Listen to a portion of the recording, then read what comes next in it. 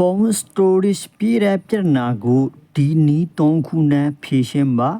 ဖုန်းကပ်ပြည့်လို့ဖုန်းမှာဘာ application မှာထပ်မရဘူးကင်မရာရိုက်လို့မရဘူးဗီဒီယိုတွေ download ဆွဲလို့မရဘူးဆိုရင်တော့ဒီဗီဒီယိုကိုအဆုံးထိကြည့်ပါဒီဗီဒီယိုမှာနီးလန်း3ခုပြောပြမယ်အဲနီးလန်း3ခုကိုလောက်လိုက်တာနဲ့တင်ရဖုန်းကပ်ပတော်မှလည်းပြည့်မှာမဟုတ်ပါဘူးဘယ်နီးလန်း3ခုကိုလောက်ရမှာလဲဆိုတာသိချင်တော့ဒီဗီဒီယိုကိုအဆုံးထိကြည့်ပါ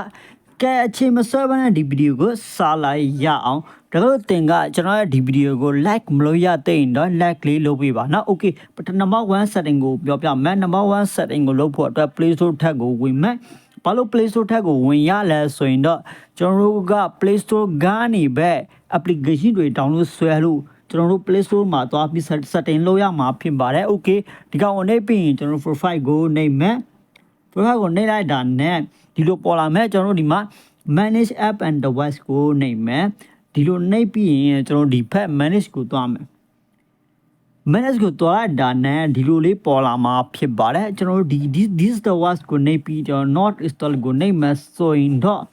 တင်ကဒီ home screen ကနေဖြတ်ထားတဲ့ application တွေအခုချိန်ဒီမပြတ်သေးဘူးဆိုတာကိုတင်ကမြင်တွေ့ရမှာဖြစ်ပါတယ်တင်ကဒီကနေ application တွေကိုဖြတ်လိုက်တဲ့တင်ကပြက်ပြီး easy ဖြစ်သွားပြီလို့ထင်တာတကယ်တော့မဟုတ်ပါဘူးမပြတ်သေးပါဘူးအခုချိန်ဒီမှာရှိနေပါတယ်အဲကြောင့်တင်ကဖြတ်မယ်ဆိုရင်တော့တင်ကနှစ်ဖက်ကနေဖြတ်ရမှာဖြစ်ပါတယ်ဒီကနေလည်းဖြတ်နောက်တစ်ခုဒီကနေလည်းဖြတ်ရမှာဖြစ်ပါတယ်ဒါမှဒါလည်းတင်ရ phone storage ပြေးမှာမဟုတ်ပါဘူး phone storage ပြေးရဆိုရင်ဒီကောင်တွေကိုရှင်းထုတ်ပါဒီကောင်တွေကိုရှင်းထုတ်ဖို့အတွက်ဒီမှာအမှန်ချစ်မယ်နော်ဒီလိုပုံစံနဲ့အမှန်ချစ်မဲ့ဆိုရင်တော့ဒီမှာတချို့ဖုန်းမှာဆိုရင်ဒီမှာ application တွေနော် 1GB 2GB 10GB ဒီတောင်ရှိရနော်အဲအကြောင်းကိုယ့်ရဲ့ဖုန်းကိုသွားပြီးမှဒီလိုအမှန်ချစ်ပြီးနော်ဒီလိုဖြတ်လိုက်ပါအဲ့လိုဆိုရင်တော့ပြင် remove ကိုလုပ်လိုက်ပါအဲ့လိုဆိုရင်တော့တင် phone storage ပြည့်တဲ့ပြဿနာဖြေရှင်းသွားမှာဖြစ်ပါတယ် okay ဒါကနီးလန်းတစ်ခုပဲရှိတယ်နောက်တစ်ခါနှစ်ခုလည်းပြောပြမှာဖြစ်လို့ဗီဒီယိုကိုစုံထိကြည့်ပါ okay နံပါတ်1နီးလန်းကိုပြောပြမယ်နံပါတ်2နီးလန်းကဘာလဲဆိုရင်application ထပ်မှာရှိတဲ့အမိုက်တွေကိုရှင်းထုတ်နေပါဟုတ်ပါတယ်ကျွန်တော် application တွေမှာအမိုက်တွေစုနေပါတယ်နော်အဲအမိုက်တွေကိုရှင်းထုတ်ရမှာဖြစ်ပါတယ်ဒါမှတာလင်းတင် phone storage ပြည့်မှာမဟုတ်ပါဘူး phone storage ပြည့်တဲ့ပြဿနာလည်းဖြေရှင်းသွားမှာဖြစ်ပါတယ် okay အမိုက်တွေရှင်းဖို့အတွက်ဒီ application တွေကိုကြာကြာလေးနှိပ်လိုက်ပါကြာကြာလေးနှိပ်ပြီးရင် app information ကိုနှိပ်လိုက်ပါဒီကောင်ကိုနှိပ်ပြီးရင် storage users ကိုနှိပ်မယ်ဒီမှာကြည့်မှဆိုရင်တော့application ရဲ့ size ဆိုရင်852 MB ပဲရှိရဒါပေမဲ့အကုန်ပေါင်းမဲ့ဆိုရင်တော့ဒီမှာ 3.9GB တောင်ရှိသွားပြီနော် okay အဲကြောင့်ကျွန်တော် clear cache လုပ်မယ်ဒီလိုပုံစံနဲ့ application တွေကို clear cache လုပ်လိုက်ပါ clear cache လုပ်ခြင်းအပြီးအမိုက်တွေရှင်းထုတ်သွားမှာဖြစ်ပါတယ်ဥပမာကျွန်တော်ပြမယ်နော်ကျွန်တော်ဒီ application ကိုလည်းလုပ်ပြမယ်ဒီမှာ YouTube ကိုကြာကြာလေးနှိပ်လိုက်မယ်ပြီးရင်ကျွန်တော်ဒီမှာ app information ကိုနှိပ်မယ်နှိပ်ပြီးရင် storage ကိုနှိပ်မယ်နော်ဒီမှာကြည့်ရဆို 1.59GB ရှိရနော်ကျွန်တော်ဒီမှာ clear cache ကိုလုပ်လိုက်မယ်နော် 1.59GB ပေါ်မှာနော် clear cache ကိုလုပ်လိုက်မယ် clear cache ကိုလုပ်လိုက်တာနဲ့ဒီကောင်ကပြောင်းသွားအောင်ဖြစ်ပါကျွန်တော်ပြမယ်နော်တစ်ချက်ပြန်ထွက်ပြီးပြန်ဝင်ပြမယ်နော် storage user ကိုပြမယ်အခုဆိုရင်ဒီမှာကြည့် 389MB ပဲကျန်ပြီနော်ခုနက 1GB ကျော်ရနော်အခု 389MB ပဲဖြစ်သွားပြီနော်အဲ့လိုပုံစံနဲ့နော်application တွေရဲ့အမိုက်တွေကိုရှင်းလိုက်ပါနောက်တစ်ခု application နဲ့ပြမယ်နော်ဒီ application ကိုကြည့်မယ်ဆိုရင်ကျွန်တော်ဒီကောင်ကိုနှိပ်မယ် app information ကိုနှိပ်မယ်ဒီမှာ clear storage user ကိုနှိပ်မယ်ဒီကောင်က 623MB ရှိရနော် clear cache ကိုနှိပ်မယ် okay ကျွန်တော်ပြမယ်နော်ဒီကောင်ကကျွန်တော်ထွက်ပြီးပြန် storage user ကိုပြန်နှိပ်ပြမယ်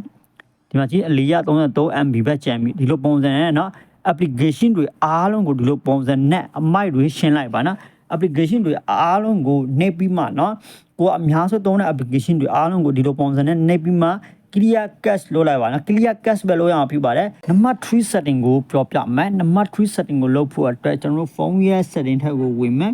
ဒီမှာ system and update ကိုနှိပ်မယ်ဒီမှာ developer option ကိုနှိပ်မယ်ဒါကြောင့်တင်က developer option ကိုရှာမတွေ့ဘူးဆိုရင်တော့ဒီ source bar မှာသွားရှာလို့ရပါတယ်နော်ဒီ source မှာသွားပြီး developer option ကိုရှာလို့ရပါတယ် developer ဒီလိုပုံစံနဲ့ရှာမယ်ဆိုရင်တော့ add setting ကိုမြင်တွေ့ရအောင်ဖြစ်ပါတယ် add setting ကိုနှိပ်ပါဒီကောင်နှိပ်ပြီးရင်ကျွန်တော်ဒီမှာ setting တစ်ခုကိုလုပ်မယ်နော် add setting ကအောက်ဆုံးမှာရှိပါတယ်နော်အဲကြောင့်ဖုန်းရအောက်ဆုံးနားကိုသွားလိုက်ပါ ဒီနေရာမှာတွားရမှာဖြစ်ပါတယ်เนาะဒီမှာကြည့်မယ်ဆိုရင်ဒီမှာ application လို့ရေးထားเนาะဒီနေရာမှာပဲ add setting ကရှိပါတယ်เนาะဒီမှာကြည့်เนาะ force allow app on external ဒီကောင်ကိုဖွင့်ပေးပါဒီကောင်ကိုဖွင့်ချအပြီးဘာဖြစ်လဲဆိုရင်တော့တင်က memory card တစ်ခုကိုထပ်လိုက်တာနဲ့တင်ကပုံလေးဗီဒီယိုတွေအားလုံးတင် download ထားတဲ့ပုံလေးဗီဒီယိုတွေအားလုံးက memory card ထက်ကိုဝင်သွားမှာဖြစ်ပါတယ်အဲ့လိုဆိုရင်တော့ phone storage ပြည့်တဲ့ပြဿနာဖြေရှင်းသွားမှာဖြစ်ပါတယ်တင်ကဖုန်းမှာ down ထားတဲ့ application တွေပုံတွေဗီဒီယိုတွေအားလုံးက memory card ကိုပဲဝင်သွားမယ်အဲ့လိုဆိုရင်တော့တင်ရ phone storage ပြည့်တဲ့ပြဿနာကလုံးဝကိုဖြေရှင်းသွားမှာဖြစ်ပါတယ်ဒါအတွက်တင်ကဖုန်းထက်မှာ memory card တစ်ခုကိုတော့ထည့်ရမှာဖြစ်ပါတယ်ဒါမှတာလင်အဆင်ပြေမှာဖြစ်ပါတယ်အဲအကြောင်းဖုန်းထက်မှာ memory card တစ်ခုကိုထည့်ပြီးမှ add setting ကိုဖွင့်လိုက်ပါ add setting ကိုဖွင့်ခြင်းအပြင်တင်ရ phone storage ပြည့်တဲ့ပြဿနာဖြေရှင်းသွားမှာဖြစ်ပါတယ်ဟုတ်ပါတယ်ဒီ setting တွေကိုလွှတ်လိုက်ပါဒီ setting ကိုလွှတ်ခြင်းအပြင်တင်ရ phone storage ပြည့်တဲ့ပြဿနာဖြေရှင်းသွားမှာဖြစ်ပါတယ်ကဲဒီနေ့အတွက်ဒီလောက်ပါပဲနောက်ဗီဒီယိုမှာပြန်တွေ့ကြမယ်